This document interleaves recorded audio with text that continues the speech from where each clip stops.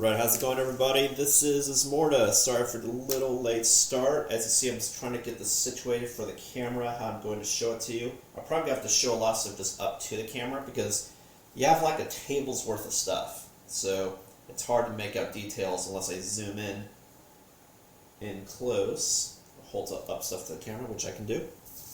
But yeah, this is my Sunday 9 a.m. Central stream here on twitch.tv/Ismortah, and today I'm going to be showing you episode 56, which is starting Lantern Year 18 for Kingdom Death Monster. I will point out, playing game with Kingdom Death Monster, there's a lot of nuances of rules that I may get wrong or interpret incorrectly. That's because it's not, there's a lot of rules in this game, and it's not always clear which way you're supposed to go with the rule. So how I do my Lantern Years, for example, is the settlement phase is the beginning of the Lantern Year, but in actuality maybe it's the end of the previous Lantern Year, but that's how I do it. Just because that's how it's displayed on the settlement sheet, and so that's just how I used to keep track. So I know that when I finish a day, that finishes the line, sort of thing, with the showdown being the last stage. Which, I don't know if that's correct or not, but that's how I've been playing. But anyway, this is also a homebrew, so for this first time watching, since this is the settlement phase, I will also go into, just so the, not only custom rules changes that I've made for Kingdom Death to make it more fun and balanced, but also the custom homebrew religion of Ismortah, hence the name. That also adds some new stuff to the game as well. Largely, it's allowing your society to act more like society, because currently, a lot of what you do in the game is singular to the character, and characters die all the time, and that's not really helping the society at all. And so I just created some fun stuff to not only add more flair, but add more of that.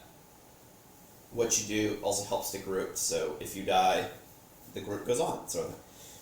But definitely, if you like what you see, be sure to comment, like, and subscribe here on twitch.tv/Ismortah. Alright, so this is going to be just the settlement phase, potentially also the hunt phase, but we'll see which we do in the interest of time. I say that because the last part of this stream will probably be theory crafting on how I want to redo gear sets, what stuff I want to purchase, which, depending on how long that takes, could be a time suck. But yeah, so, but before I get started into it, I'll let you know what happened actually at the end of the last campaign that I didn't have on air, that I forgot. And then I'll show you just sort of like what are you looking at, and then we'll get into running the settlement phase. And the settlement phase, if I can get all of it in the same shot, which I don't think I am currently. Actually, I'll just move this so you can see. Let's see here. Is this long board you see right here is the huge settlement tracker board, and you sort of just go left from right as you do stuff. And these are all the stages for the settlement phase. And so this is basically what we're doing today. And just a lot of cards, which I'll get into.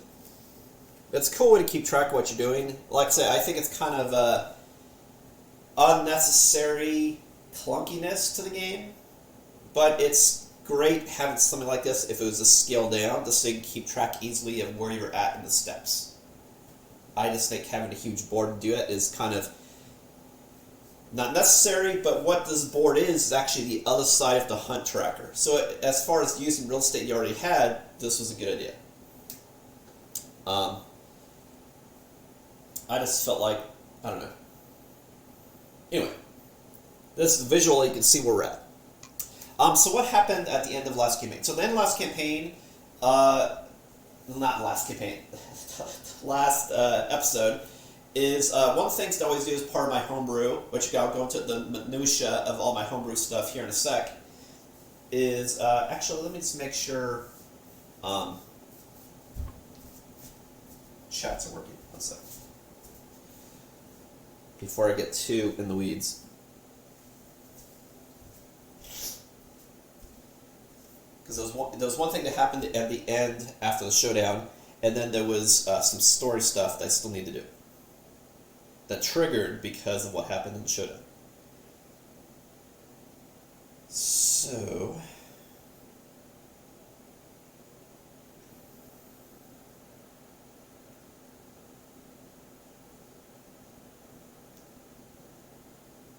testing 1, 2, 3. Great, it works.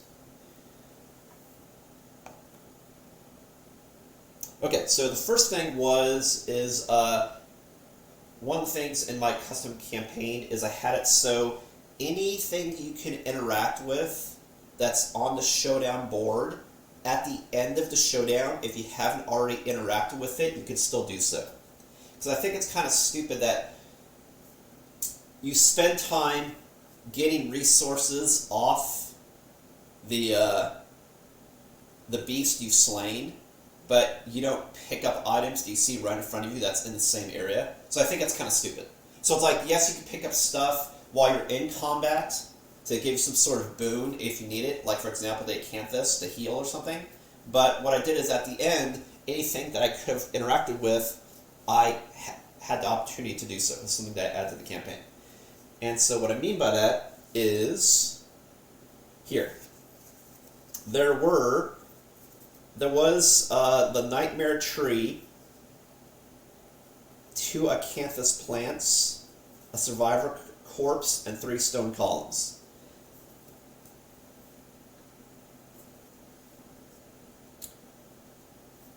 So obviously the stone columns he does nothing to interact with except the fact that I destroyed one during battle.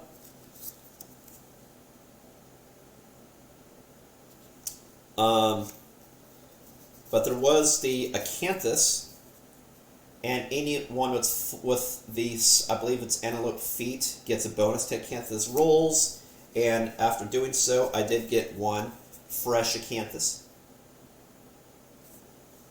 So I do have that as a boon. I did interact with the Nightmare Tree.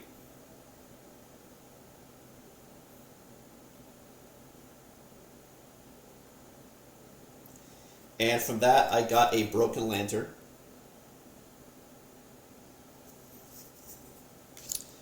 And then I also went to the Survivor Corpse, and I interacted with it and got a Monster Hide. So those were the 3 additional resources that I get, and that just something to make the game more. Like I said, and I've said this before, and other people like should sit down when they review this game. Said the same thing. Is like there's a lot of cool creative design stuff in this game. It's just some stuff in this game, it just like runs off the target of the game. So it's more like stuff happens to you like a story instead of actually having to be a balanced, fun game.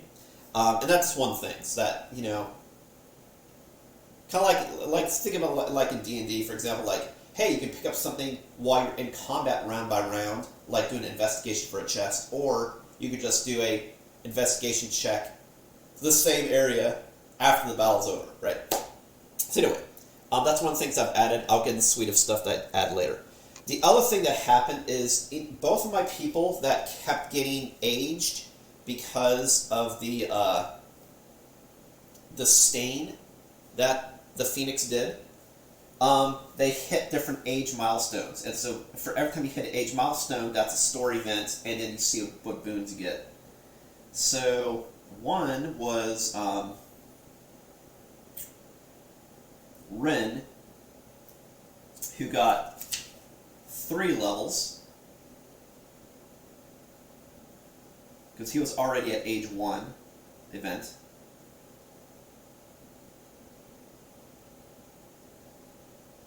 Three as well as retired, so it's technically 4 story events.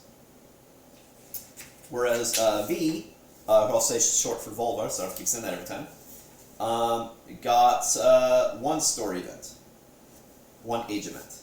So I'll do V first and share those with you, and then I will see what bonuses they get.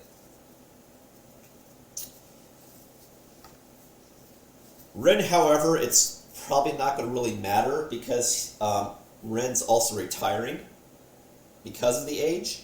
But if gets particular things, then maybe that could be a boon to the rest of the society. Who knows? Okay, so let me. Right now, I'm looking up where the story event is for. I believe it's age.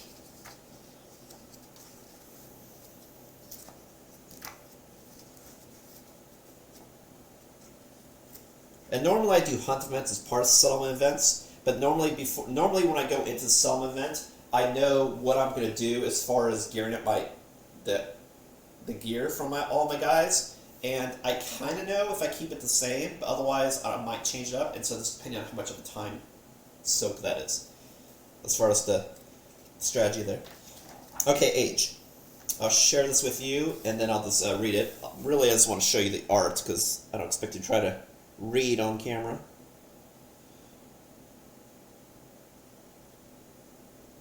And see, there's different things that happen when things happen. Alright, age. Your time in the darkness changes you. So I'll do V first. Weapon proficiency. You may now select a weapon type for weapon proficiency. Oh, I'm sorry. No. She hits age 2. Age 2 is improved reflexes. The years sharpen your reflexes. Roll on the table below. So I roll 2d10. Of course, all my stuff's over here.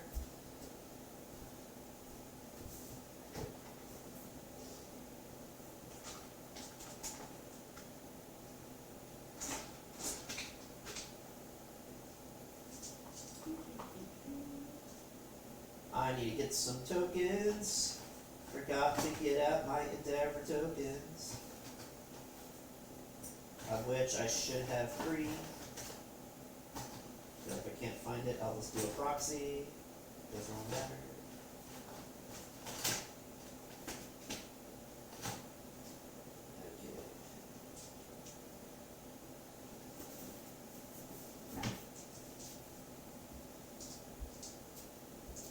Alright, so this will make more sense when I get to that part. But okay, so I roll 2d10. I don't think you can see that roll, right? No, almost. So I got a 4 and a 2. So total that's a 6. Gain 1 random fighting art. So I will get a fighting art. And note, there's special fighting arts and fighting arts, which are typically actually the same thing. It just, fighting arts are easier to get, where special fighting arts are normally from a special encounter.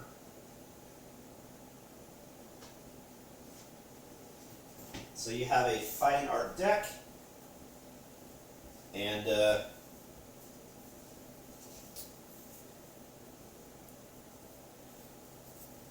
normally whenever you get, well, what it says in the rules is whenever you get a fighting art, just like in this order, you write it down in the character sheet, then it goes back in the deck. So whenever you draw from the deck, you have a chance of getting the same fighting art again.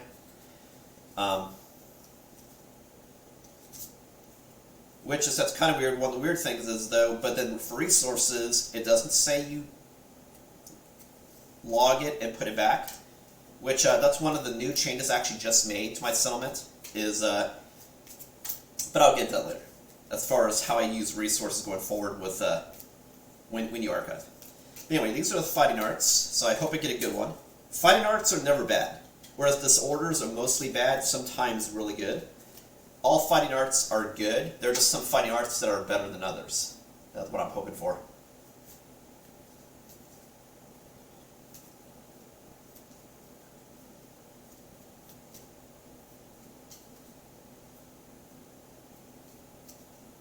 Like extra senses, so you can do more dodge, or it's another favorite of mine. Leadership.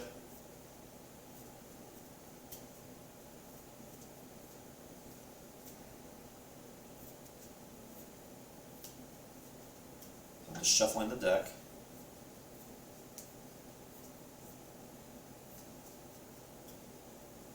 Okay, so the fighting art that we obtain is Orator of Death. Show you what it looks like.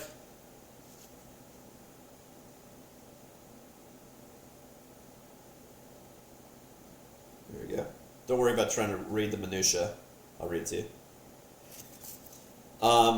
Once per showdown, you may spend an action to have all non-death survivors gain 2 insanity.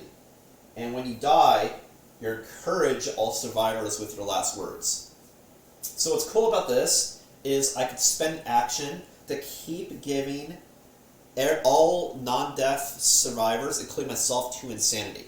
Why is that important? So if people start taking brain damage, you're effectively healing the entire group constantly. AoE heal for your brain. What's also good, and especially because there's certain things to do in the game that you need to be insane to do. And to be insane, you have to have 5 or more insanity. Which, for example, Wren and Volva are both at 7 and 6.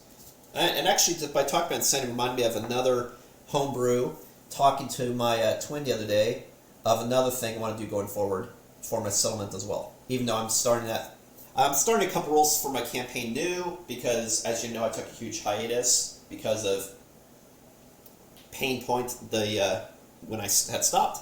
But just quality of life improvements. But I'll share this with you when we get to that part.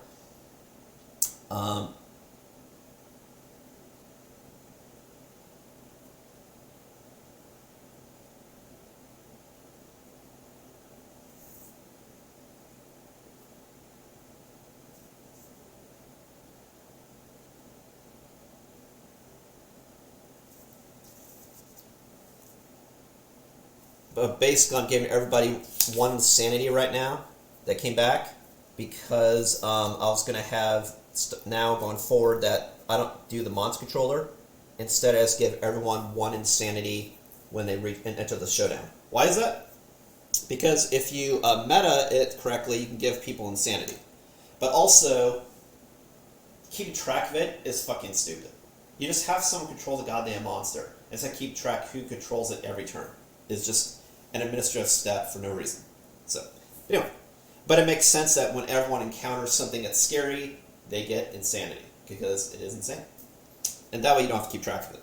You just control the monster. Especially since I'm doing a solo campaign, I'm always controlling it myself. So, okay. So we got Orator of Death. So I will log that for V. Now V already has, already has 3 fighting arts.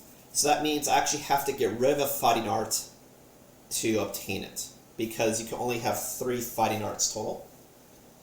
And she currently has Legendary Lungs, which you definitely want to keep, Red Fist, which I definitely want to keep, and Extra Sense, which is also really good, but Orator of Death can help keep everyone alive, including herself, to stay immortal, so that's what I'm going to get rid of. So because you can only have 3 fighting arts maximum.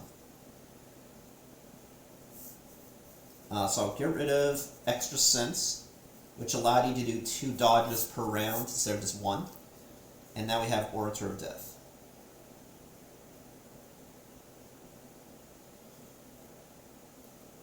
Which is Lightning to get +2 Insanity all. And then it also does Encourage on death. And what that means is Encourage allows everyone, you to pick up everyone that's knocked down. And typically you can only do Encourage if you're not knocked down. So for example, like the bird, when it screams and everyone gets knocked down, you can't Encourage. But this means like if a person dies, immediately everyone can get back up. So it's sort of like a final attack. Plus Encourage when die. Cool. Alright, so that's the ability, but it's going to go back into deck because Wren might get a shit ton of fighting arts as well. Alright, so she got a random fighting art. Now we go to Wren. I'm just going to put a token so I know that I've done it. Now we do Wren. And I've already given people their age on their things. Oh, and also people get weapon proficiency if they use a weapon while in combat. So, I think you do that at the end of... Yeah, I already did that. Okay. So next we have Wren, who hits age 2, 3, 4, and retired.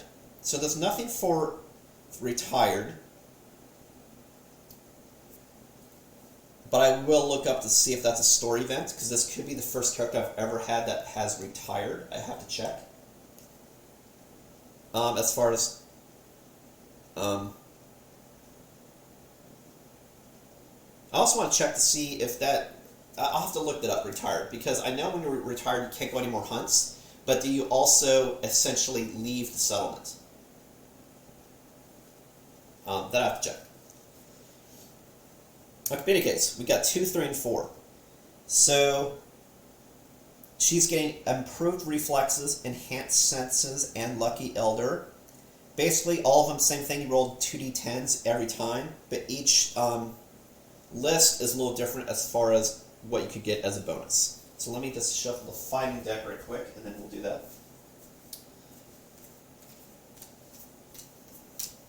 But yeah, settlement phase is a lot of seeing what happens to your group story-wise, planning, building, rebuilding. In my case, also trying to copulate, increase civilization, population size. Yeah, take care of your society is the whole point of it. That's really the life part as opposed to the death part of the game.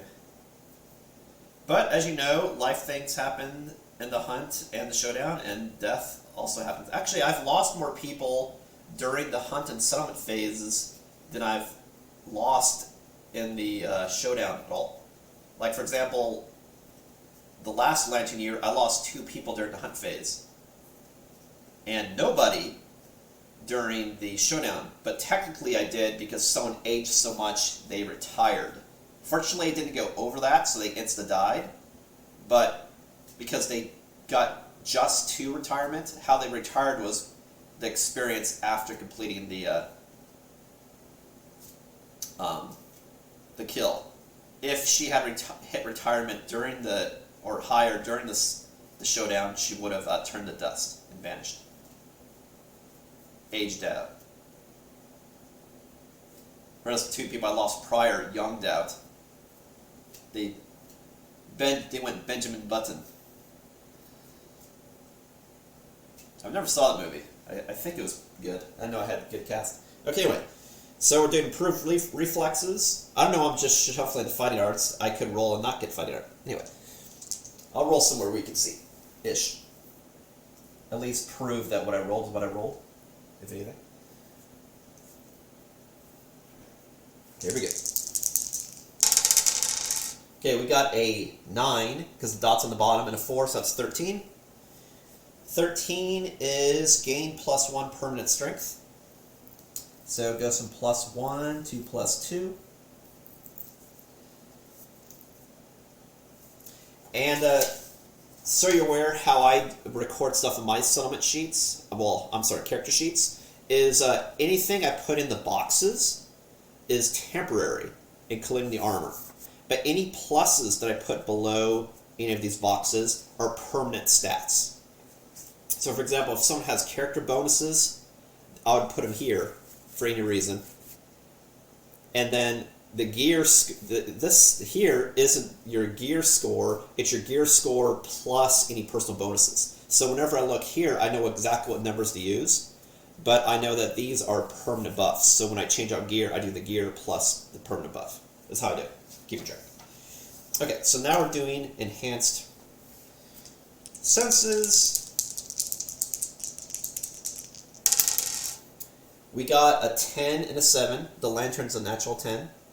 So that's 17. 17 is gain 2 random fighting arts. I'm sorry, draw 2 random fighting arts and gain 1. So I have a choice. Okay, so the 2 I have to choose from is Extra Sense and Orator of Death. Wow, what are the odds of that? I say what are the odds of that because this is the one I just got. And this is the one that V got rid of in order to learn the other one. This is extra sense, that you can do 2 dodges per round of combat instead of just 1. So, Wren already has extra sense, has Timeless Eye, and has King Step. Timeless Eye, I don't remember what that is, so I'll look that up because maybe I want to change that out for Orator of Death. Let me look that up real quick, because for some reason I didn't write down here what Timeless Eye did. It's probably because I had it on another character already. Timeless Eye, your attack roll is a perfect hit on a result of 9 or 10. Oh yeah, definitely not getting rid of that. So I'll just say I got extra sense, so I essentially get nothing. And then the third one is Lucky Elder. I'll just go ahead and roll first, in case I don't have to shuffle.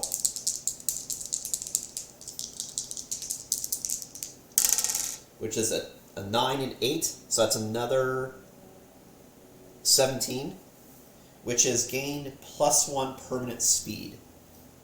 Speed in this game isn't movement, it's how many times you can strike with your weapon. So she goes from +1 to +2. Movement is how fast you can move. Cool, so that's all the aging stuff. And one of my house rules also is you do those age events immediately when it triggers. So if it happens during the hunt, or the settlement phase, or the showdown, you immediately get the bonuses. I didn't do that during the showdown phase, only because I forgot, because I haven't played the game forever and there's so many things to keep track of. That's normally what I homebrew as well, is it happens immediately when you do it. When you hit it.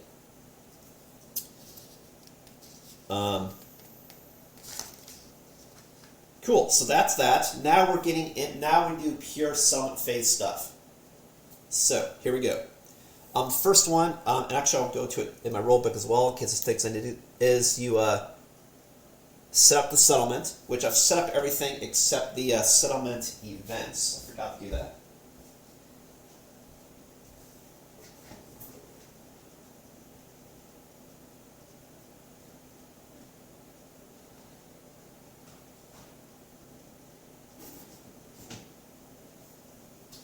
Now for the settlement events, which I may have alluded to, is, actually maybe not, that was off camera. There are, I have these also. Because I'm toward the end of the game, and not only time-wise, but being close to game over, I'm going to get rid of murder. Why? Because I have murder that's kind of like, was twice guaranteed it was going to happen, and it's fucking stupid. Like, I've get it so many times that in Skull Eater that I'm taking him out for the rest of the campaign. Because I want to see new content. Also, how I'm having it happen lore-wise is because I had people go back in time and vanish from existence, that was the last seed of people that were doing these murders, and now they're gone from the settlement. So now it's just not going to happen. Now, it could have been previously, some of these people, other people were involved in murders like Taken or Isma, potentially. But the fact that it's saying that these people not only disappear, but they said that they disappeared from your existence, I would say like it altered people's minds as well, as far as historically what's happened in society. And the murders just stopped. They ceased. That's what I'm doing.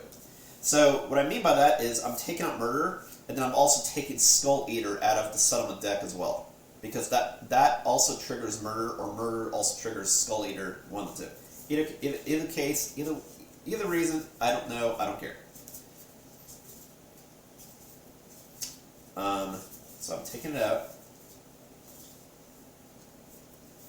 It should be here somewhere. Because I thought that was another supplement, Skull Eater. I thought it was Skull Eater and Murder. Unless Skull Eater was a part of something else that I can't find.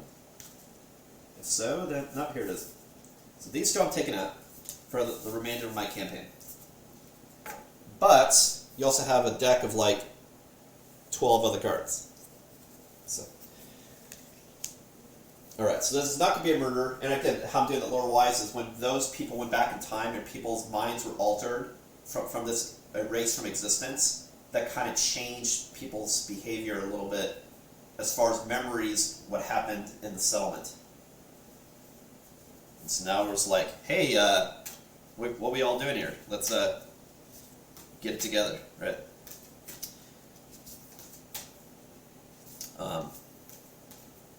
But in every settlement phase, there's at least one settlement event that happens.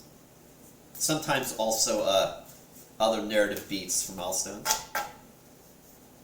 But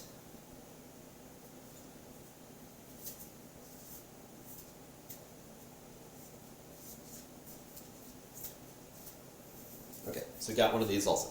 Alright, so what happens? So let me go to the settlement page just so it's easier to keep track of shit. And we will do it.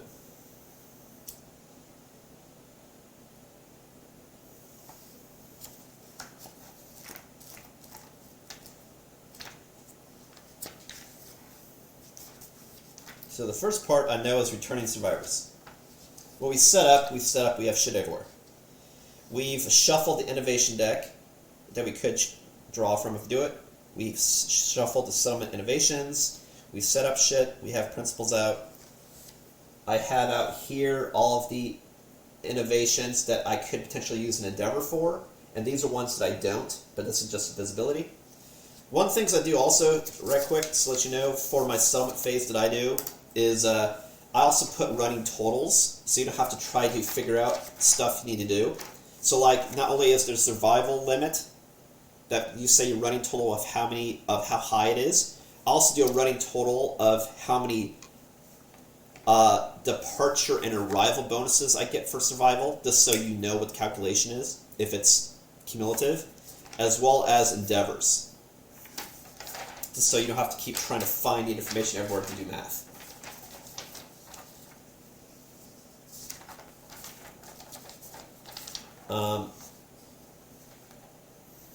So I'll go ahead and do the settlement stuff. I'll do showing you what's in my campaign when we get to the development phase. In case you don't want to stick around for me figuring out what stuff I want to buy or endeavor or equip. That way you can at least see at that point, before that point, what I've done special in my campaign. Okay, so first step, I'll use this to keep. I need something. I use this to keep track of where we're at in steps so you can follow along. So we set up stuff, and so when we get to develop, that's when I'll tell you about the civilization, and then I'll do the develop stage. So if you want to tune out, then it's up to you, or stick around and see all the cool stuff you can do with gear and equipping your guys and try to get someone to survive. So it is content rich, but I understand. Alright, so we did step 1, then we're in step 2, survivors return. When survivors return to the settlement, their injuries are healed. Erase any light and heavy injury levels. Okay, so V and Wren were the only 2 survivors. So when they say heal injuries, that means if you had anything on here that was filled in for L and H, light and heavy damage, as well as any damages you had to the armor, go back to whatever the armor was supposed to be. Which doesn't really matter during this phase, because if you change equipment, you're updated anyway. So really the most important thing is erasing the damage. But anywho. Yeah, you know what? Since I'm going to change gear and people, I won't worry about that. I'll just erase damage. Okay, damage is erased. As well as if you had any brain damage. Permanently in the box. Not changing your insanity levels, but the box. Okay. Permanent injuries do not heal. I remember last time I almost got the genital severe injury, but I decided to not go that path. But what I realized then after in hindsight is I actually could have probably still done it, because I could have used an acanthus to prevent a severe injury, but I still would not have done damage anyway, so I would have just wasted the plant. But that's one of the good things about the acanthus is You can archive it to prevent a severe injury.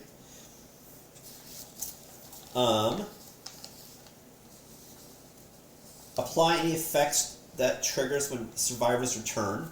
So one of the things that triggers when survivors return is because of cooking at the start of the summit phase, get +1 endeavor. And then also, do I have anything else that triggers when people return? So let me look at the gear right quick just to see if there's anything.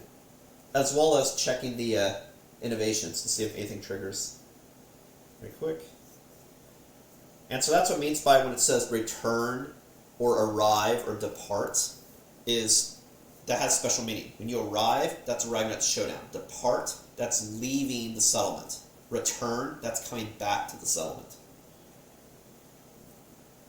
Like, for example, here, Screaming Leg Warmers, when you arrive, meaning when you enter the showdown, you get +3 insanity. So not during the hunt, during the showdown. Okay, so I'm just looking for anything that says return, which I think on gear, it's mostly depart and arrive, not return. It's checking, because it's like, it's been a bit.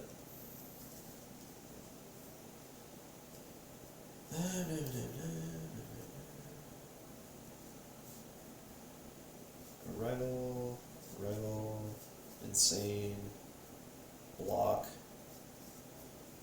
perfect hit, unstoppable, depart. No. Okay. Nothing there. Now I'm just going to check my innovations right quick to see if there's anything that said when you return. Let's check it. I have departing, I have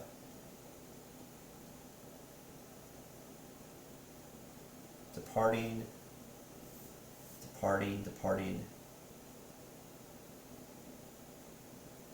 No. Okay. So that should be it for step 2. So now we go to step 3, which is gain endeavors.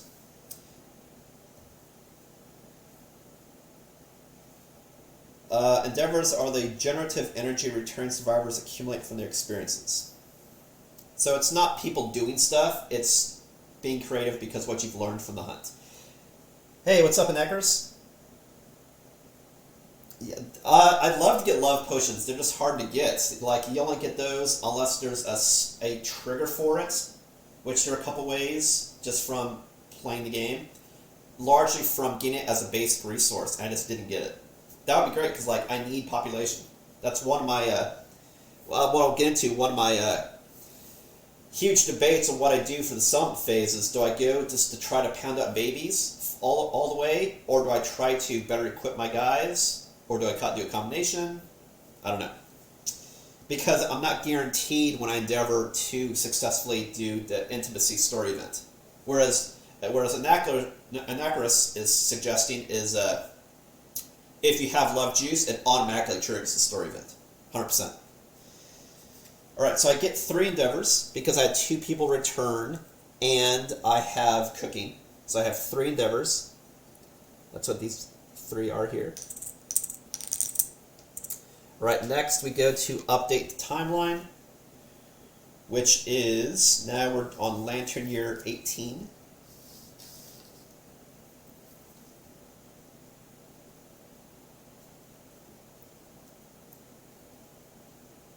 And like I said, there's not going to be a murder event because I'm role-playing it out for a couple reasons. But there will be a story event from settlement. There's no milestone events.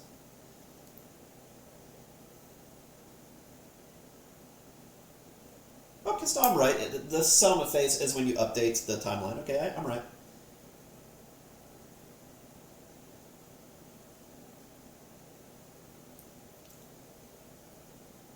Alright, I've already updated the death count. And see what's we're tracking here is they should have been a step for when you do the settlement event. Settlement event shouldn't be part of the timeline. They should be a separate thing you're tracking. But anyway, like I said, little things gameplay-wise that tighten up. So I update the death counts when it happens. So we're already past that. Now we're checking milestone story events. This is when I would say now you do your milestone story events and your settlement events. Because I do the death count as I go. Or at least I believe I did. Let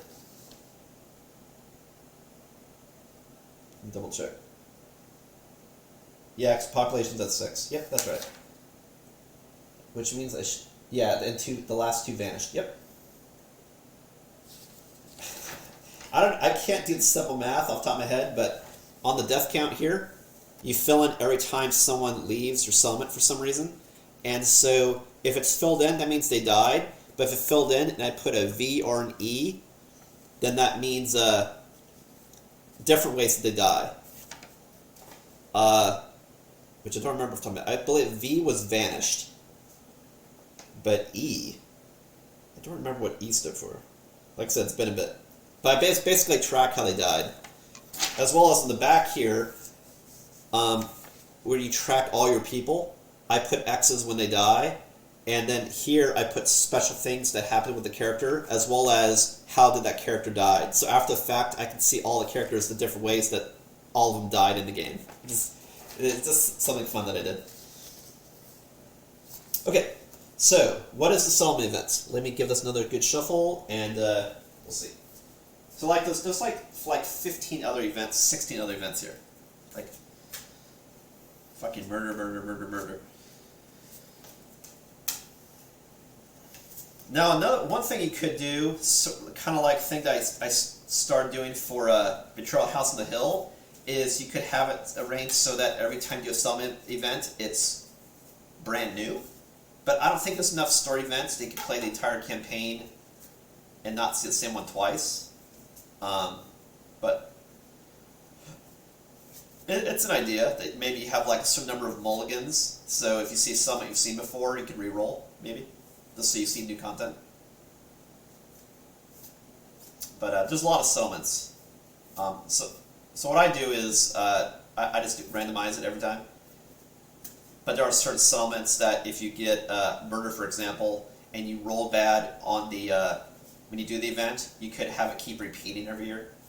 Or like what happened during 2 episodes ago, is I also got murder to trigger just because of what happened during the hunt event. It was going to trigger, which I forget why, but anyway, now it's not. Since we went back in time.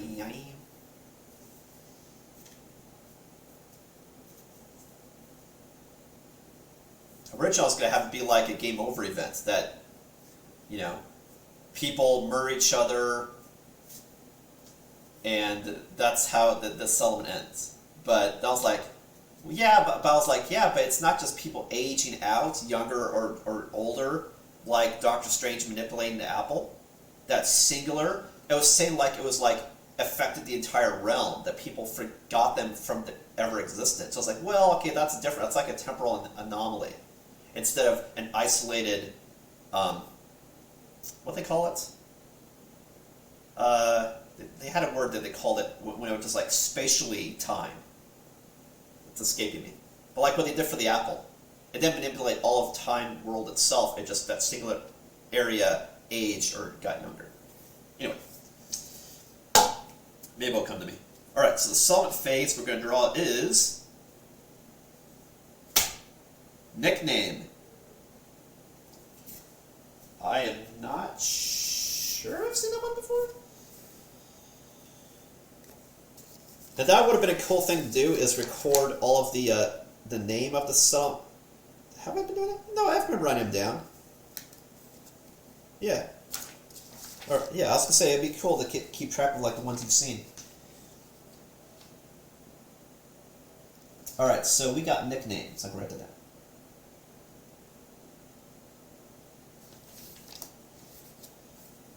I have no idea what to expect. Don't worry about reading it. I'll read it to you. Just want to show you what the card is. Every returning survivor gets a nickname. Each rolls 1d10 on 3 tables below. Add the nickname to the survivor's current name between the first and surname. A survivor may only be nicknamed once a lifetime. So no one has a nickname, so we told you that. So we have V and Wren. So I'll do V first. you roll 1d10 on 3 different tables. Right? Each rolls 1d10 on all 3 tables below. Okay. So we got 3 dice. Alright. So the first one, roll here, is a 6. The second one is a 3. And the third one is a 1, which is as classic to RPG. The highest number, the best possible result. The lowest number is the worst possible result. And because we're playing Kingdom of the Death Monster, it's probably something having to do with death. So, like I said, I've lost more people not in the showdown than in the showdown. Okay, so the first table we rolled a 6, which is brainless. Some of these have stats that change also depending on how you rolled. So I got brainless.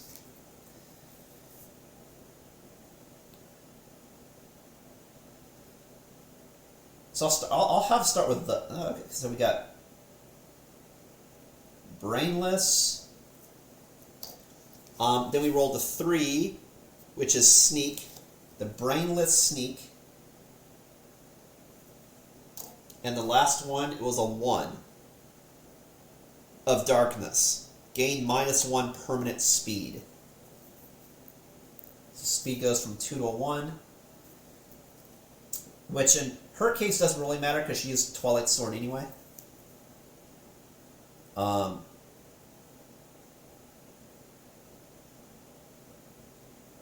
Okay, so V is the brainless sneak of darkness.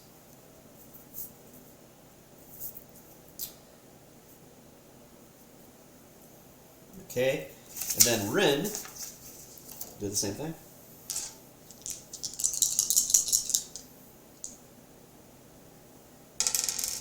Got natural 10, that's probably a boon. Got an 8. And a 3.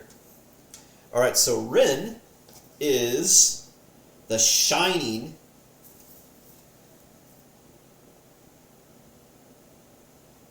and gets +1 accuracy permanently. So it goes from 2 to a 3.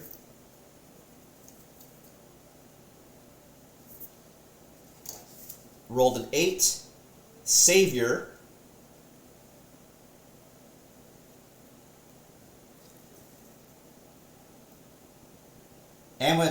And that's really interesting because like he really was the savior in the last fight, right? Even though, like I mentioned in the last in the comments in the last stream, that I kind of screwed up the very last attack at the end. I accidentally gave Wren used and hit her like she had legendary lungs when that was on V. In the long run, I don't think it mattered because Wren's gonna die anyway, and you know, it was after I did the stream to go back and say, wait, what happened? Do I have to redo it? So, you know, Wren's gonna be out anyway because Wren's retired out, and I got past it, so whatever. But just in case, you know, you're watching like, hey, how did she do legendary lungs? My bad. And actually, no, that's what I meant to add is how I lured that in is because Wren got super aged due to the stain, the screaming from the Phoenix and gaining age, that she just learned legendary lungs from seeing it and aging all of a sudden instantly after seeing it done. And so I'm just role playing that she just got the ability. And I'll write that in as well, that she just learned it from seeing the event. I'll do that, actually.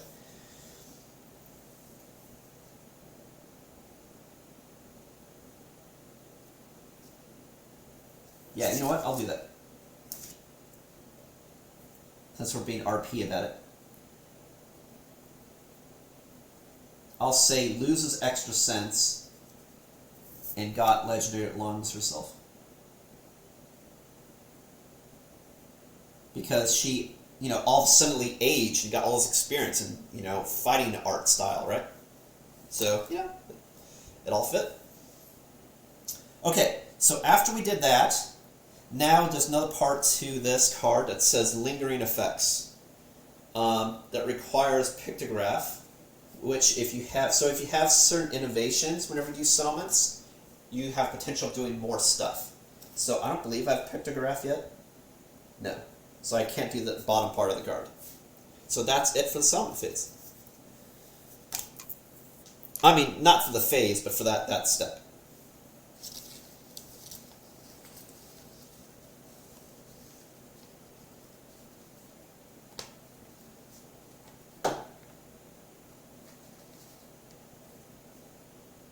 Alright, so now we're in the development part of the game. Well, yeah, I'm playing a game. So what I'll do is I'll go ahead now and share with you before I get into, hey, what am I going to use my endeavors for? What am I going to make with my resources? I'll show you my resources and gear just so you know what I'm planning working with and what some location cards I'm thinking about using to make stuff. Before I get all that, which I'll do it here in a sec, I'm going to get a sip of energy drink, and then before I get to that, I'll let you know my homebrew for this game, as it currently is.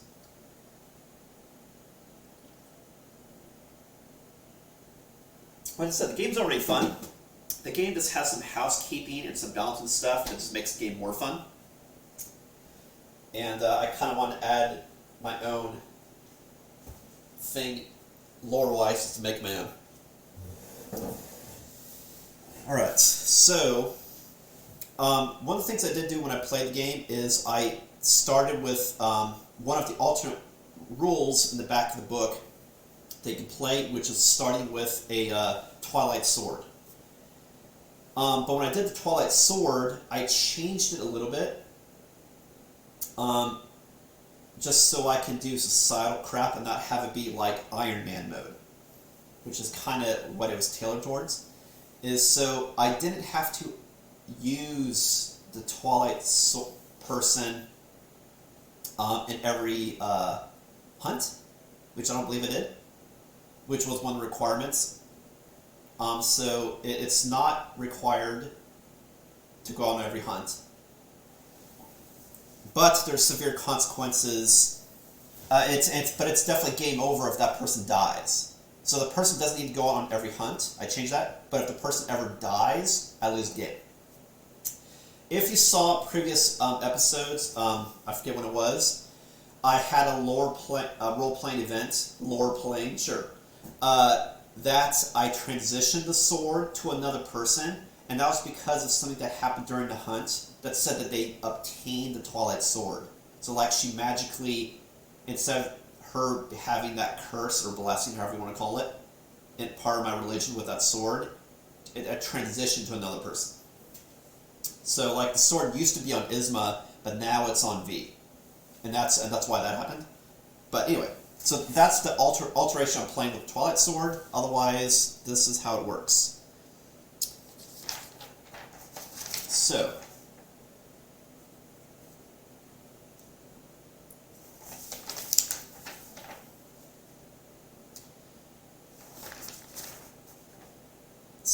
my settlement is called Shadowtah. The person that started the settlement is Isma, who had the Twilight Sword, and the religion is called Ismortah. So for Ismortah, there was a couple things that happened. There was 5 different things that's homebrew for the Ismortah religion, and then I have a list of things that I do as far as homebrew to tie up some loose ends of the game. So one is there's Shadow Ritual, which takes an endeavor to do, that you could share 1 weapon proficiency or fighting art, including a secret fighting art, with 3 survivors, but the original survivor that had that ability skips the next hunt and gains a disorder. So basically, like, this person has a nightmare and does a psychic event to then give that ability to the rest of society, so it persists. Also had balance, hence shadow balance. That all survivors start with +1 permanent stat.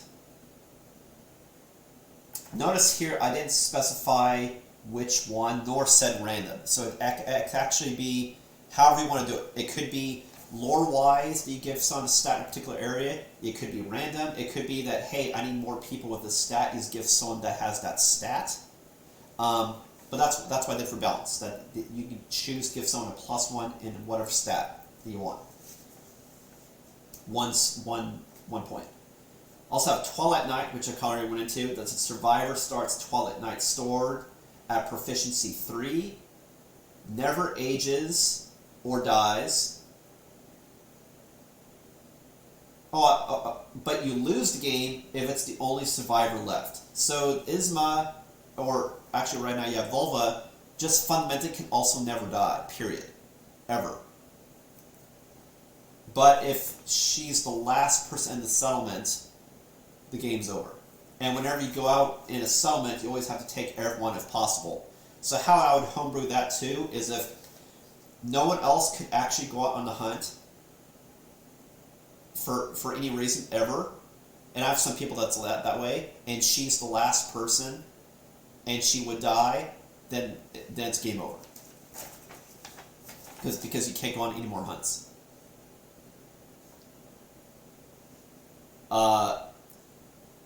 But if the person who's the Twilight Knight is ever defeated, you get 3 survivors get -1 all stats.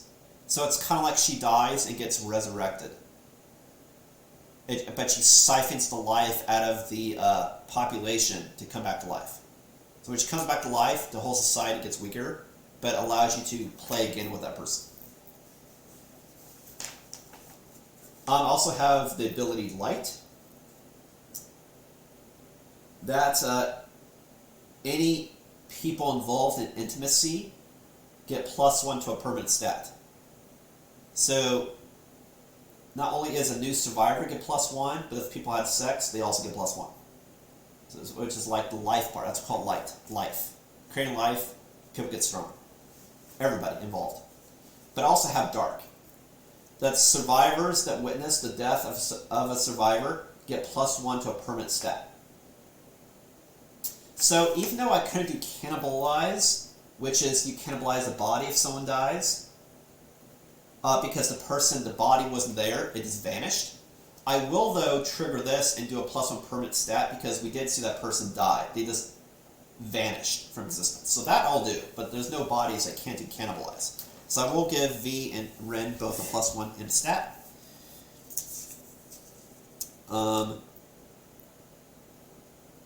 So considering I'm at the point in the game that I really need luck to stay alive, I'm going to give each of them +1 luck. That's what I'm going to do. Which is fitting. Even though, like I said, Wren won't be able to play anyway because she's retired. Retired out. Actually, yeah, I need to look up retired because that could be a triggered milestone event, actually. Let me check that. See what happens there. Alright, but let me finish. Alright, so that's all of the notes for Homebrew Ismortah Religion. Then I have other homebrew rules I do also. That whenever you die, all gear and resources are returned to the settlement, regardless, which I believe might be in the rules as well. I just wanted to hammer that down. That if I lose gear in the hunt phase or the showdown, it all gets returned, unless it says it's destroyed, like the Butcher's Cleaver. Civilization, embracing the light and dark, which is the Ismortah Religion. Oneness with Isma, which is Ismortah. I guess that's both talking about the same thing.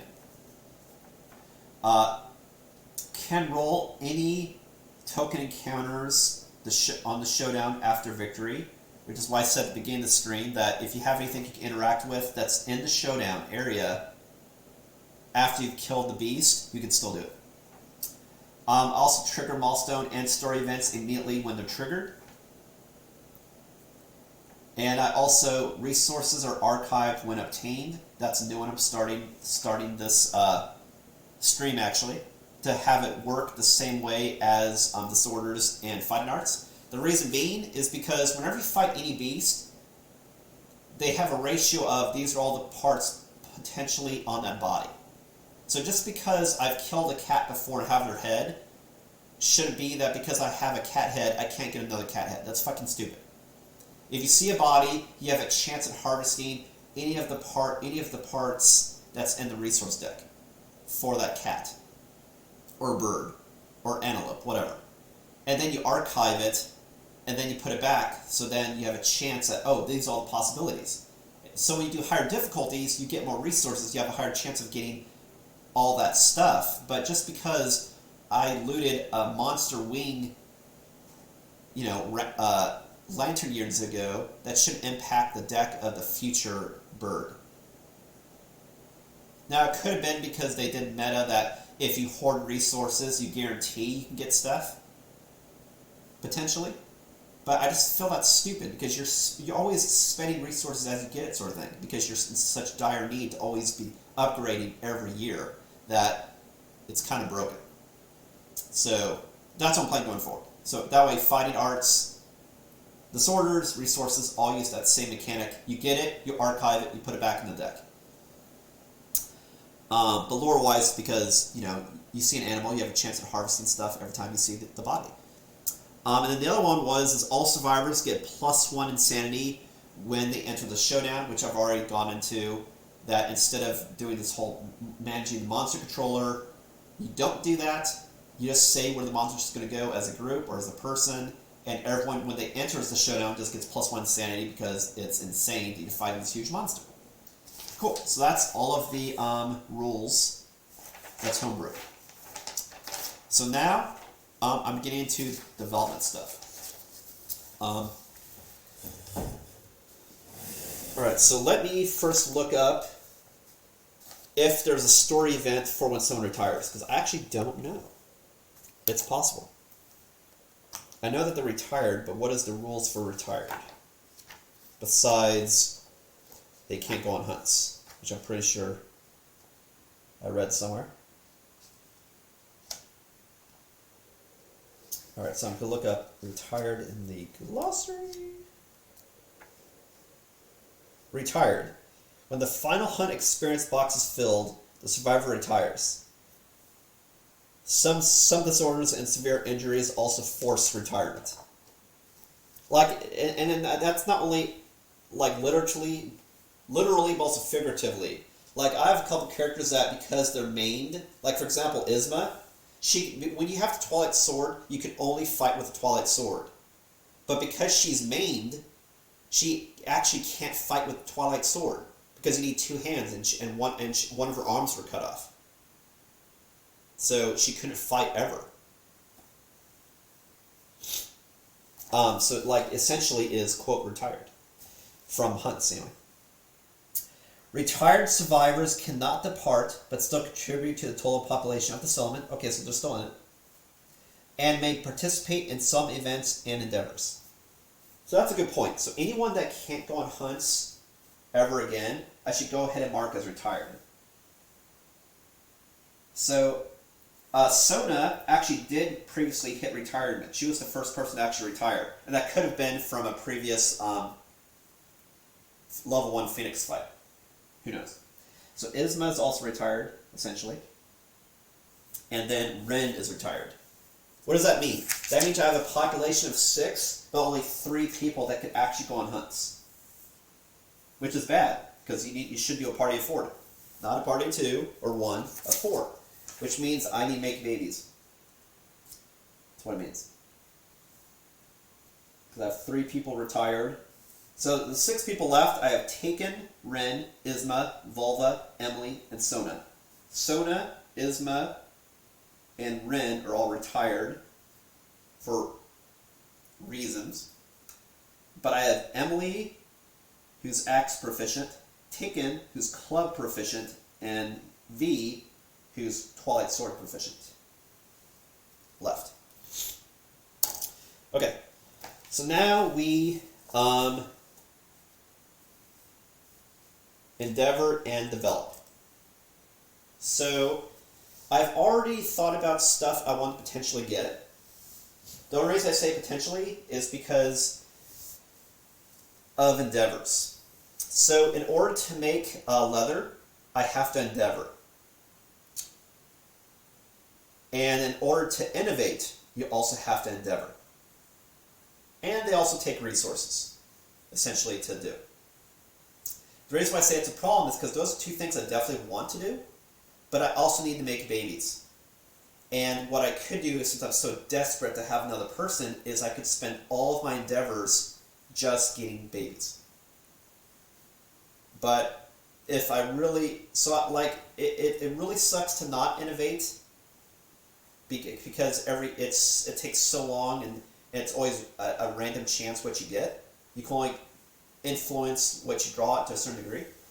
That you really want to innovate every lantern year. But I believe there may have been 1 or 2 lantern years in my current campaign that I didn't innovate for reasons. And this is probably one of them, the emergency situation. The other thing is, whenever you use, where is it? Leather making. When you do that endeavor, you can spend any number of hides to get any number of leather. So really, you want to use it in bulk, not a little bit every settlement phase. So in reality, I should not do it this time. That way I have more leather to convert, so I use half as many endeavors. Because endeavors is how you do things, develop things. That's new. But the problem is I want to try to get iron as soon as possible to at least complete the Phoenix set as fast as possible.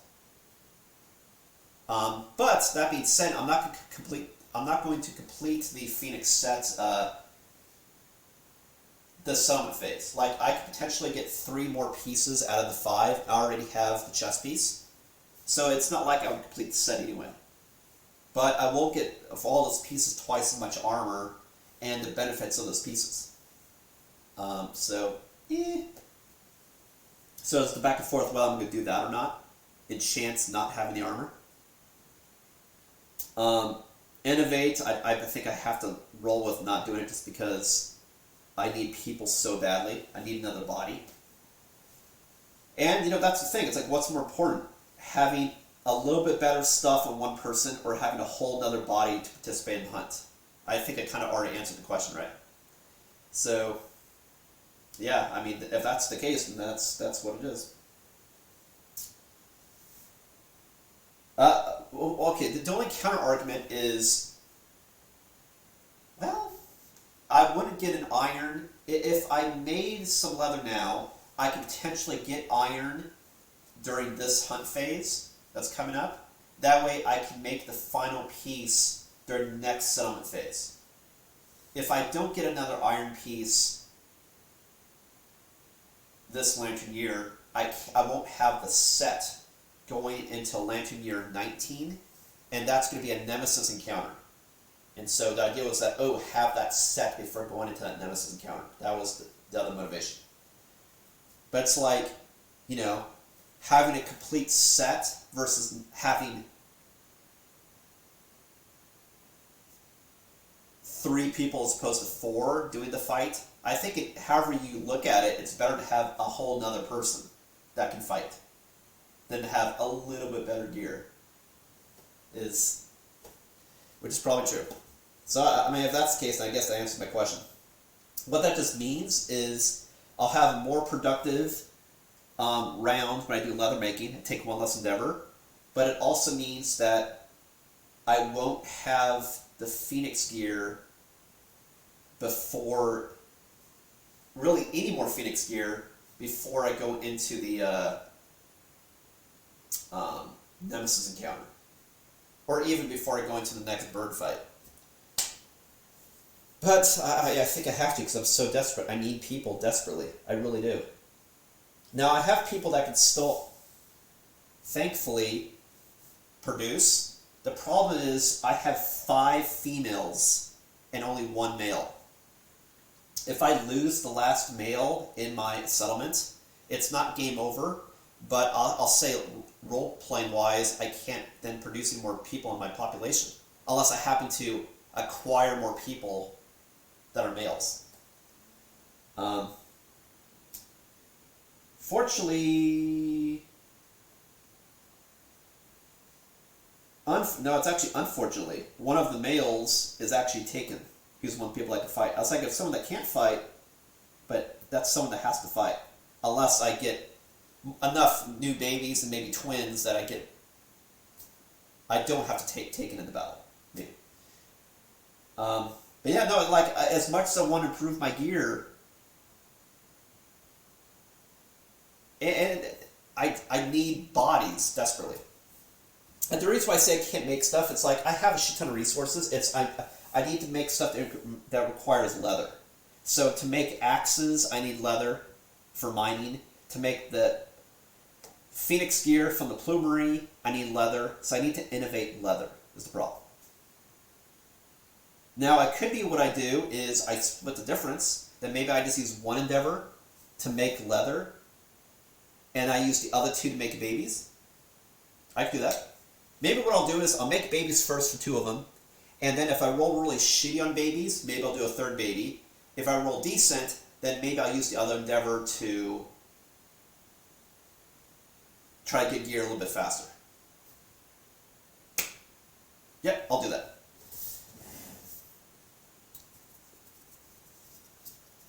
And then at the end of the stream, I'll just do a quick showing to the camera what I currently own as far as resources and equipment and other gear.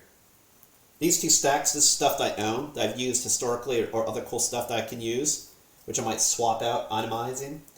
And the other one is what I had equipped all of my guys during the last Lantern year. And maybe that's something else I'll do for the interest of time is maybe I won't show you what I'm going to do to depart until maybe the hunt phase. Maybe I'll table that for the hunt phase. As far as that way, it's not a time suck. I'll probably do that, and I'll just show you what I'm departing with before I show you the hunt phase, like next stream. That's all I'll do. Cool. All right, so let's make babies. How do you do that? God, where is it? It's been a while. It's been a bit. What the hell is it? It's one of these. Augury. You have to roll an 8+, trigger intimacy. But I do have some other bonuses, so let's see if I have those bonuses. Because I believe I had a couple bonuses that changed stuff for it.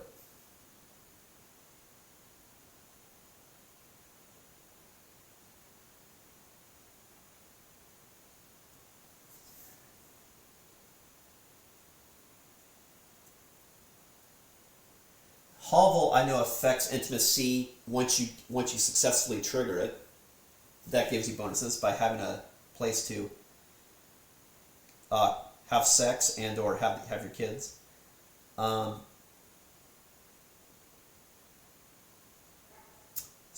I thought I had something here. Maybe the only thing I was thinking of was hovel. I also have bed. I think that triggered something too for the kids when you're actually on the story event. Okay. That's what it was. Otherwise, let me check people's stuff to see if I have anything else that triggers weird things. V had prepared from courage that can make it... can help stragglers. Same with Isma. Notice the 2 people with the highest understanding or courage are the people that have the Twilight Sword. Isma also has a ridiculous amount of understanding.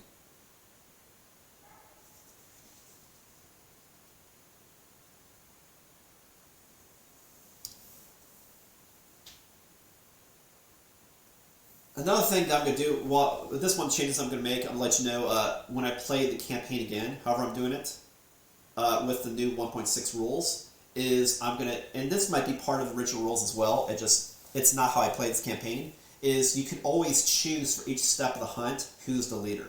That way, if you have someone that's great and understand your courage, they lead the charge the entire way, which they should be able to do. Whereas what I did during this campaign is I had to be random, which I'm going to change that going forward here. But you can always choose who's leading the next step. It doesn't have to be forced someone who's scared or dismembered or something. You can just choose who's leading, who's going first.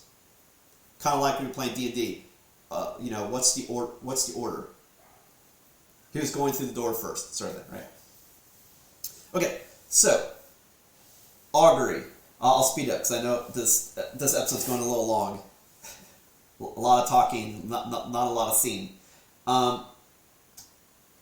Alexa, I will do all of the gear crafting. Well, not gear crafting, but gear manipulating before I depart during the hunt phase. So the whole getting people ready for departure. After you do the develop part of the settlement phase, which would be step 8, that I'll do during the hunt during a future stream. That's what I'll do. Okay. Augury. Where'd it go? There you go. Okay. So I roll d10.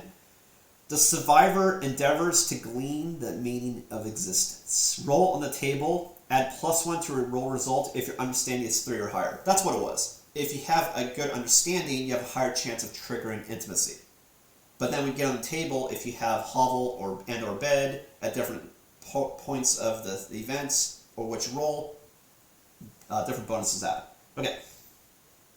So you can only have one survivor endeavor per summit phase, so I have to see.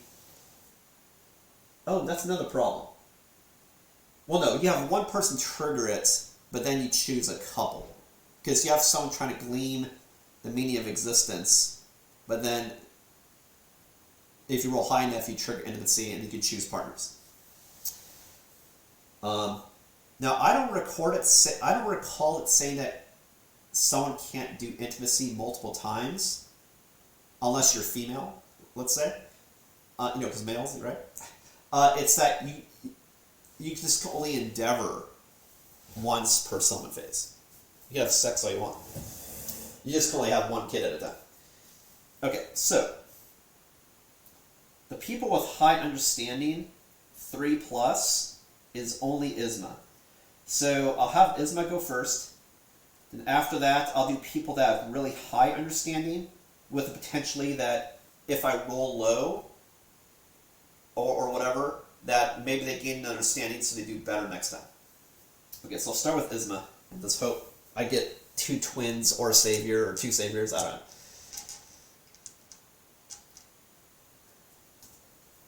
Maybe I should get out the white dice for luck. We'll do that.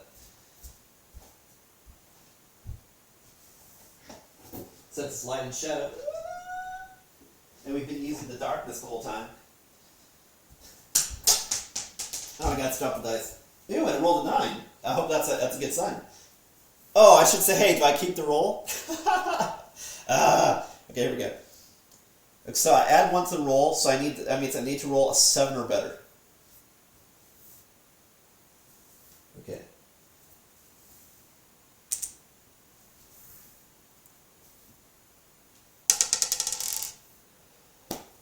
Wow, and I rolled a 1.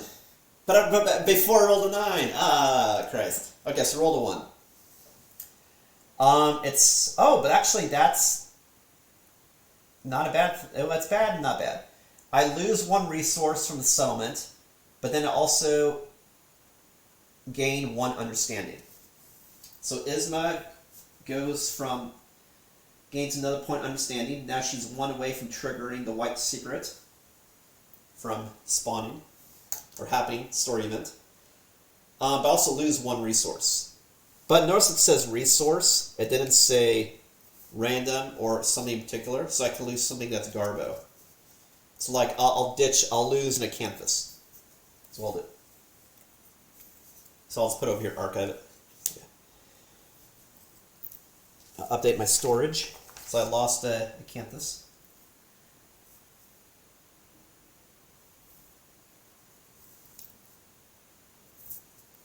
Okay. Now I'll try.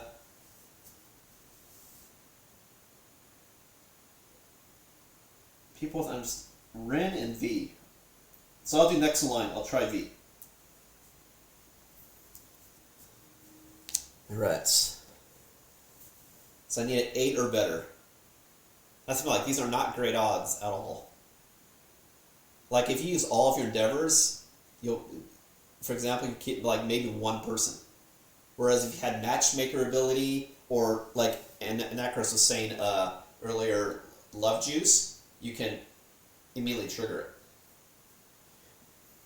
Which is kind of stupid. You think, why can't people just have sex? But I think it's also getting to the fact that also, when we triggered the story event, it's also not guaranteed either because, like I said, people can have miscarriages or get killed while you're pregnant, or a lot of things. Anyway, whatever. Blah. I'll get to the point.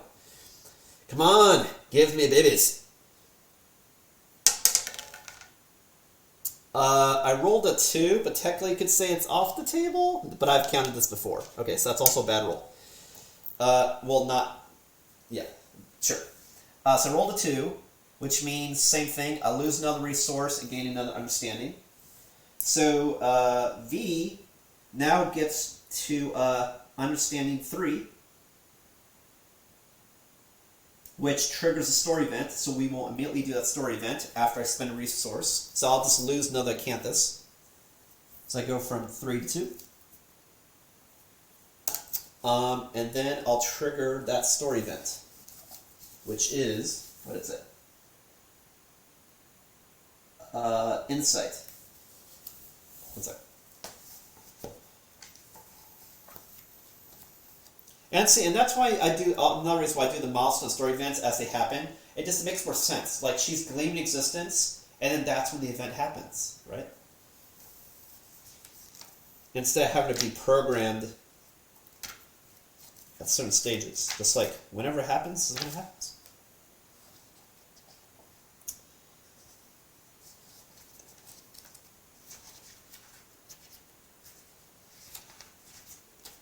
Alright, insight. In a single moment, the curtain of the world pulls back. Okay, so this insight happened during the settlement phase. During the settlement phase, that means I triggered Epiphany. So I'll show you the art. So that is one page. Here's the other page. So I'm triggering the one on the right, Epiphany. The hunt, which once filled you with inexorable dread, takes on a new dimension. Your expeditions outside the settlement inspire you with curiosity and wonder, instead of murder, right? Gain the following ability and roll on the table below. So I gain Tinker. When you are a returning survivor, gain +1 to use this settlement phase. So because it said this settlement phase, I'm going to give myself another endeavor. And then I roll on the table. So she learns Tinker.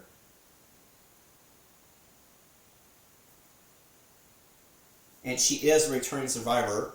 So she can endeavor again, but I get another endeavor. So let me get another token right quick. And then, so we have 2 endeavors left.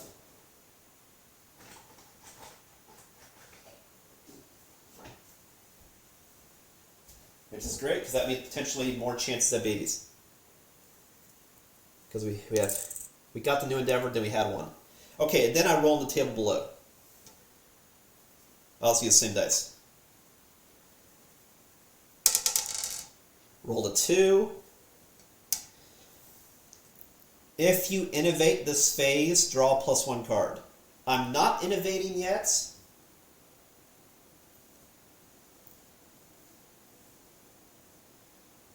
Does that mean I get 2 innovations?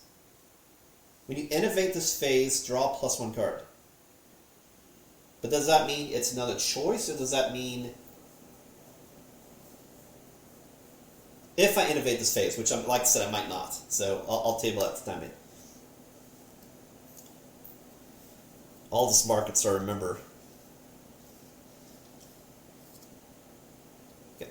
Alright, so I have 2 more endeavors. So now I'll try doing it with Wren, who also has 2 understanding.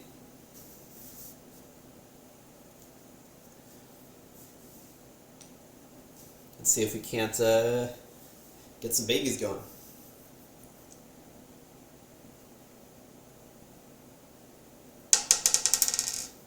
God, I was saying these low rolls, but I mean, it's like,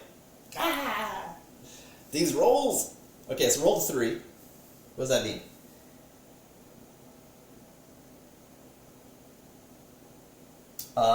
Three, same thing, lose 1 resource, gain 1 understanding. So Wren also triggers insight, because now she is at 3 understanding. And that means she also gets tinker. Because the ability you get is based on the phase you trigger the event. But then when you roll, that's how you get the bonus that happens. So she also gets tinker. Which means also get another endeavor back. So now I have another one. That's how I'm playing it. I don't care. Game's about having fun, and I'm having fun. There's already enough death and punishment. Really. Ample amounts. Ample. And now she rolls on the table.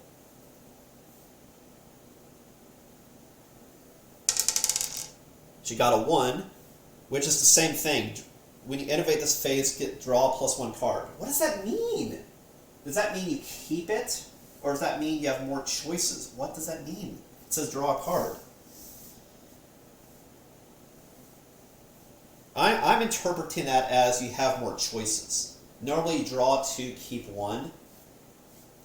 And then this allowed me to draw 4 and keep 1. That would allow me to draw 6 and keep 1. So basically I can get whatever innovation I really wanted. Christ, that is kind of good. Okay, being a case, if I'm playing it that way, because I don't think that means I keep the card. I don't think that's how it's ruled. Let me check some phase real quick just to see. But no, because like you would draw multiple cards and keep, like for example, where did I see that? Yeah, you draw an additional 2 cards to choose from. It's more choices, so you have more control over your choice. So because of that reason, this might be a good time to actually innovate, because I can choose desperately what innovation card I need, and I can potentially skip doing innovation next lantern year, because I know it's going to be random, maybe other crap. But this time I can gun for whichever one I really want, which might be a really good thing. Okay, knowing that, I'll probably go to table 1 to use for innovate. So I'll seal that away. So the question now is, do I try again to get kids or get leather?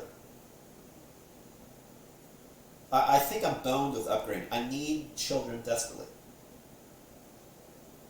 That's cool, I've gained understanding. That way when they return I get more endeavors, because I need endeavors. Because if you have a shit if you have, and that's what he does for augury. If people have high understanding, then you'll get more endeavors when you come back from a hunt. And if you have a lot of endeavors, you have more chances to trigger intimacy. So, who else has understanding some? So Emily has 1 understanding, so I think the next one I'll do is Emily. That would potentially she can get up to 2 if not triggering sexy fun time. We'll try that. Okay, here we go. Come on, babies.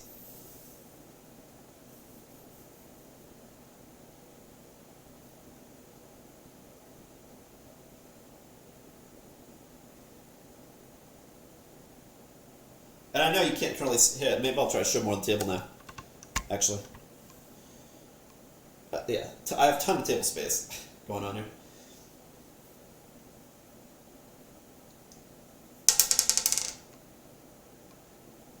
Is that cocked?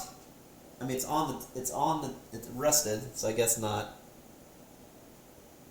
No, it's straight. I was trying to, I want babies. Okay, so rolled a 2, which means I lose another resource and gain another understanding. So Emily goes from 1 to 2. You need to be understanding 3 to get insight. And I lose another resource, so I'll just lose another acanthus. They're munching on acanthus to learn about, you know, the world at large. Okay. So here's the moment of truth. I think it would behoove me to not try for kids again and take advantage of Innovate while I can, because I can draw 6 cards, which is 2/3 of my innovation deck, to try to get whatever I want. So I think I should do that. Because then, if I have any of these 3, if I have Emily or V go on a hunt, they'll get twice as many endeavors because of Tinker. So if everybody lives, that means instead of getting 4 endeavors, I'll get 7. So potentially that means I have a good chance of getting more babies next game. Next Lantern Year. So at least that's a good thing. I have a higher or it also means I have more ability to do stuff. I have more endeavors that I can do leatherworking and make babies and innovate. Like, I have more currency now. So that's a good thing. I have more currency permanently. Which, honestly, in hindsight, maybe I should have had more people gain understanding a long time ago. Because if I had more endeavors a long time ago, maybe I could have been triggering, you know, more opportunities to spend endeavors to do different things, or to more chances to get babies. That's also true. Maybe I fucked myself over by not spending resources to do it. Maybe. But still, it's only if you roll a 1 to 3. If you roll a 4 to 7, you just gain 1 survival. So there's a chance you could spend this and not get anything for it. But yeah, so I have more currency, which is a great thing. I'm unfortunately only at 3 people that can hunt.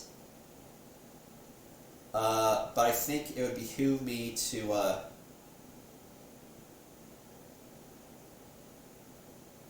innovate this year. So we will do that. So to do that, it takes an endeavor and 1 of each type of resource: a bone, an organ, and a hide.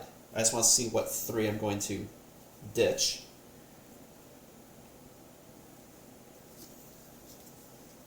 Give me a second here.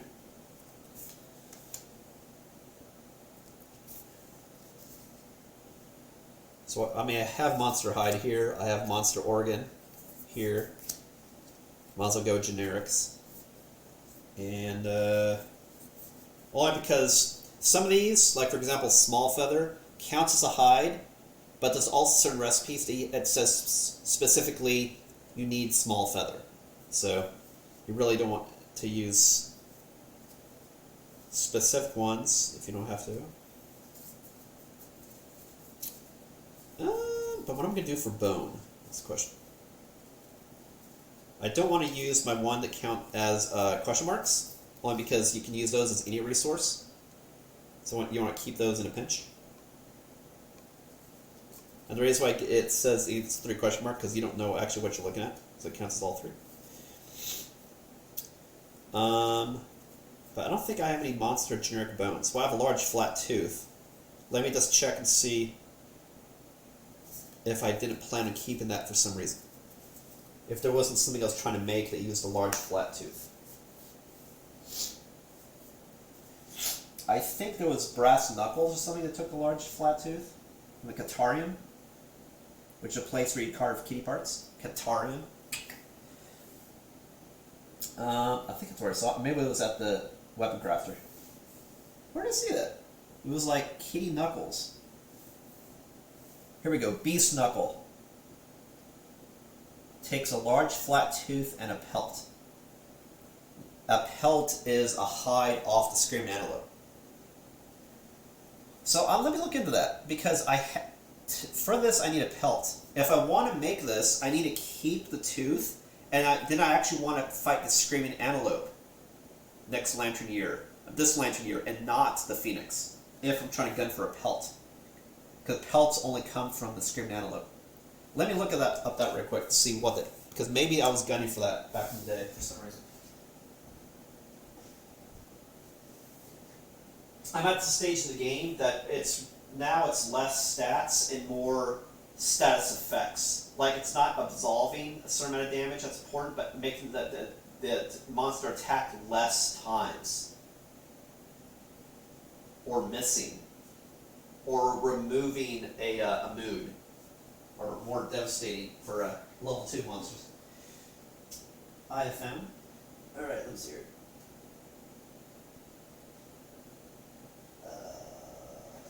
That is off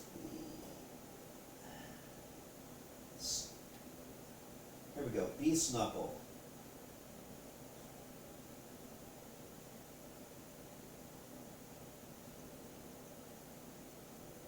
Well, I see my thoughts, but I don't think it's going to work.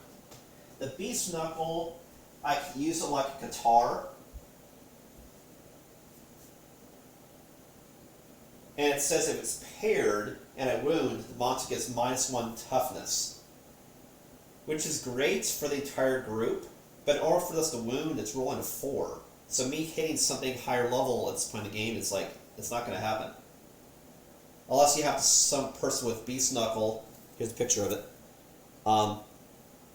Also,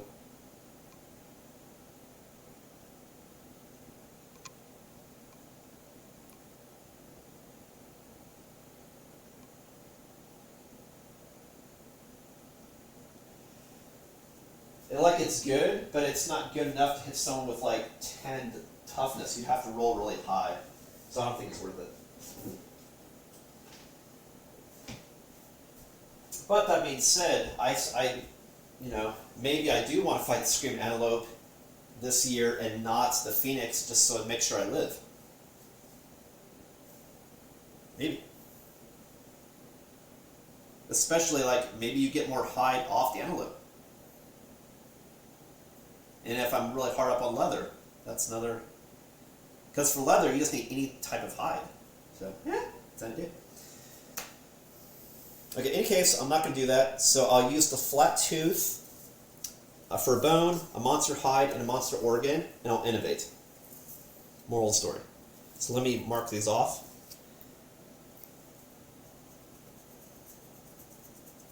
I lost a tooth, I lost a monster organ, that goes to 1, and monster hide goes to 1. Okay. And now we innovate. So what does that mean? Once per summit phase, you may spend the list of resources to draw 2 innovation cards, keep 1, return the others to the deck. So the most you can innovate in a lantern year is once. But in order to innovate, you have to use an endeavor and choose a card and spend resources. So that says you can draw 2. But then also Symposium says that you can draw an additional 2 cards.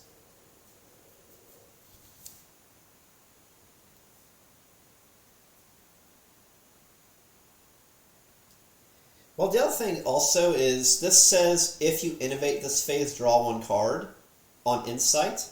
Does that mean, when it says you innovate,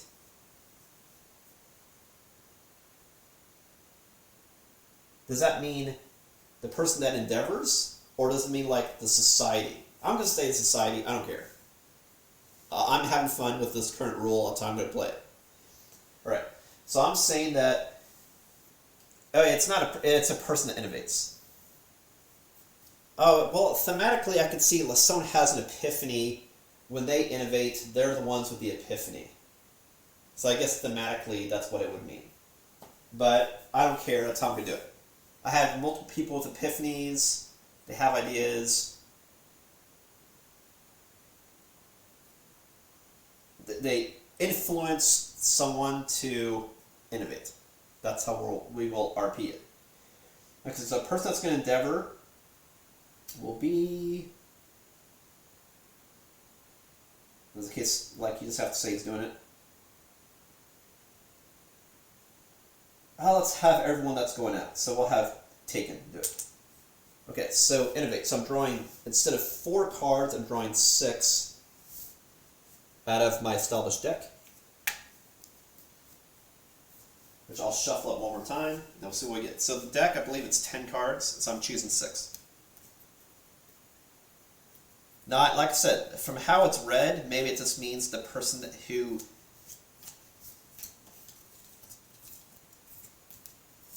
I don't know. I don't care how I'm going to house rule it. Instead of having murder and despair because of excitement from killing the experience from killing the Phoenix and people going back in time and vanishing from existence, like now we're like, hey, instead of killing each other, let's do great things, you know. I dig it. I dig it. The light and the shadow. We're almost at time anyway. Now, like I said, what I'll do is, the next time I stream Kingdom of Death, I'll do the departing survivors, let you know what the gear I'm going out with, and who, and then I'll show you the hunt phase, as well as the beginning of the showdown, which is setting up the event. Will be the next stream for Kingdom of Death. I don't know if it necessarily will be next weekend, but check Twitter at ShadowMelons to see when it's coming up next. It might be, but there's also some other board game stuff I want to show, so I might take a short hiatus. We'll see. I don't know. Or it may take me a while to figure out what I'm doing as far as film hunting and what I'm taking. Because now I could potentially make an argument, or I could even fight even the cat. I've never fought a level 2 lion. There's that too. Okay, anyway, so I'm going to draw 6 cards. 1, 2, 3, 4, 5, 6 out of a deck of 10. Here are my choices. Where am I going to put this? Where can you see? Put it here. Bam!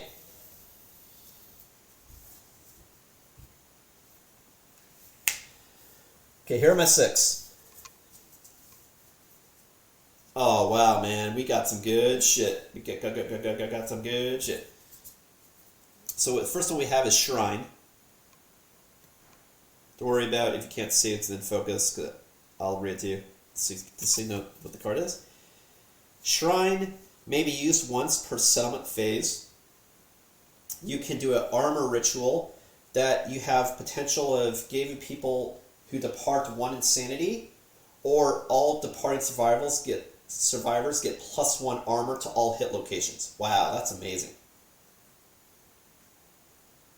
And it's only a 4+, so you can give people a little bit more insanity, or everyone has more armor going out. Next one is Nightmare Training, which is when you do Endeavor, you can potentially gain stats, but you have to roll really, really high. So that one's probably a no, so I'll go ahead and table that one. Scarification. That one, if you Endeavor, you can gain +1 courage, and then potentially have another stat or status bonus. Good or bad. That one's probably no, just because it's too gambly. Scrap Smelting. This one's high on the list, because you need scrap smelting not only to smelt scraps, but also in order to build the blacksmith. If I live long enough to be able to fight level 3 monsters, you need blacksmith gear. So I can do purification, that could turn scraps into iron, as well as I could also endeavor to innovate the blacksmith. So that is definitely something. We have storytelling, which is it increases my survival limit by 1. Right now, all my characters, the max amount of survival they can have is 8. This will raise it to 9, which really isn't a huge deal unless you can stack a lot of abilities to gain survival when you go out.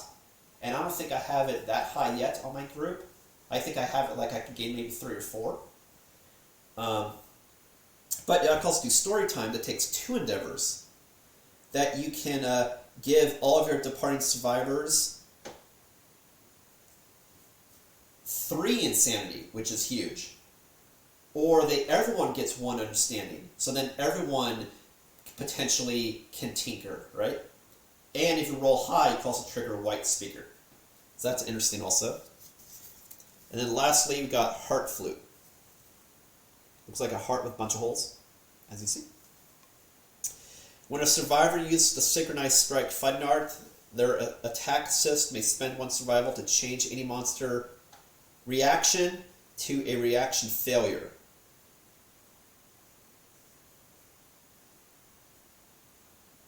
Meaning the reaction doesn't happen. And you can also endeavor with it, Devil's Melody.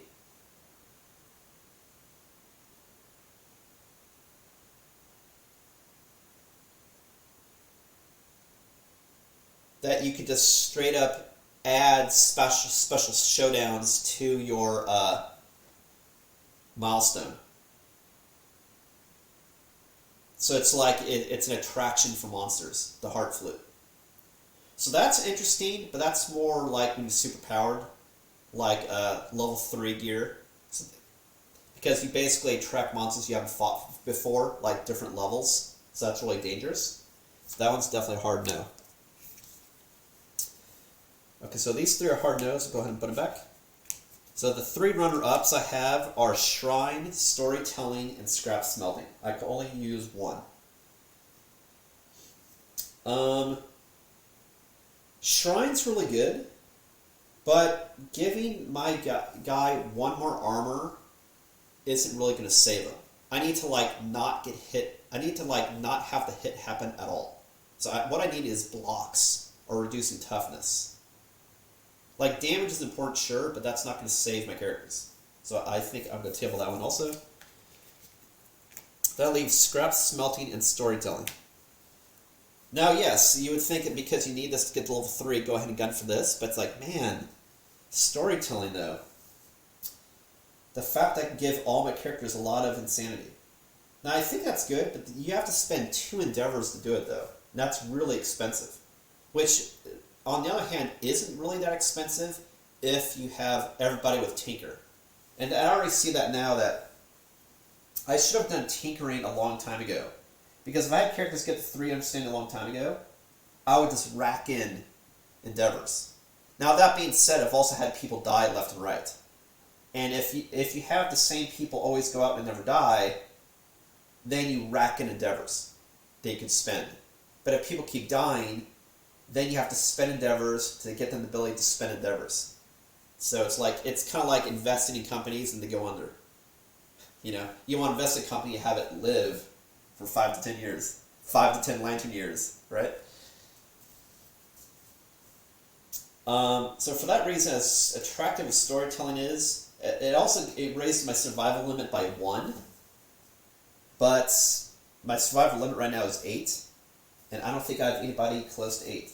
Tinkin's at 7, 3, 7, 4. Oh no, well, Wren's retired.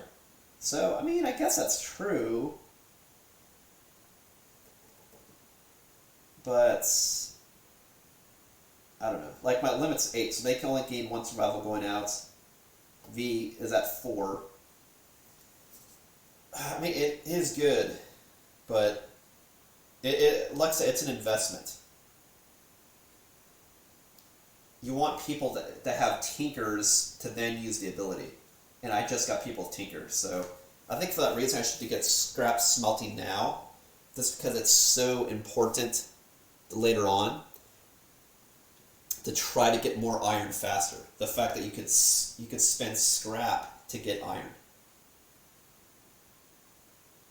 And allows me to immediately innovate to get scrap smelting instead of doing special innovate. They have to spend resources in order to trigger scrap smelting. So the weapon crafter has the ability that you can straight up get the building, you can straight up get the innovation without having to trigger an innovate endeavor, but it's really expensive to do it. And the fact that I can straight up right now gun for it, I think I should do that. So I'll do scrap smelting.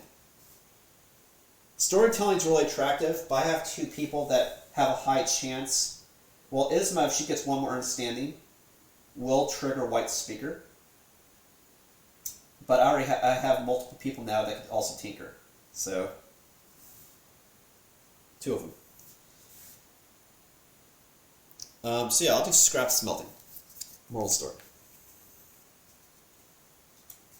Which doesn't mean I get the blacksmith, but I have the ability to innovate to get it. But I can endeavor to meld scrap into an iron. Since I'm so hard up on it, that's actually really good. Cool. Excellent. So I got scrap smelting. So I'll add that to my list, and then we'll wrap up this episode. So I'm adding it to my list of innovations here, which I think I have it on another sheet also because I have so many now. Yeah.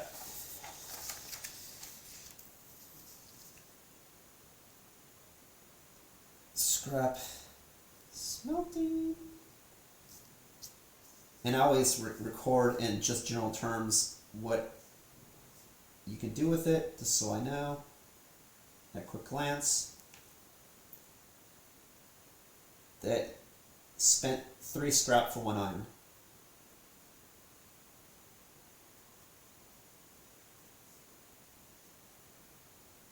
Cool. So I know exactly what it is. Excellent. So now I would potentially, I wouldn't buy anything, make anything, because I don't have any leather. The stuff that I would make, I need leather for. I could get dry acanthus, but because I've been using it as a resource in case I go to shit, I think I should keep what I have. I want to make bone axes, but I don't have leather, so I can mine iron. And then the gear that I was thinking about making, the, I'm sorry, I won't cheat you, Phoenix Folds, and the Phoenix Greaves, and the Phoenix Helm, I would have enough resources if I could turn hides into leather, which I can't right now. So all I'll be doing next would be going to prepare departing survivors. And I'll do that during the next stream for Kingdom Death Monster. So the next stream again, it will be showing you what happens triggering when I'm departing the settlement. I'll show you the whole hunt phase, and then I'll show you setting up what happens and what triggers when I arrive during the showdown, including setting up the initial layout of what I'm fighting and what's going to happen. Well, thanks for watching. Again, this is Ismortah. Be sure to like, comment, and subscribe, and I'll catch you next time.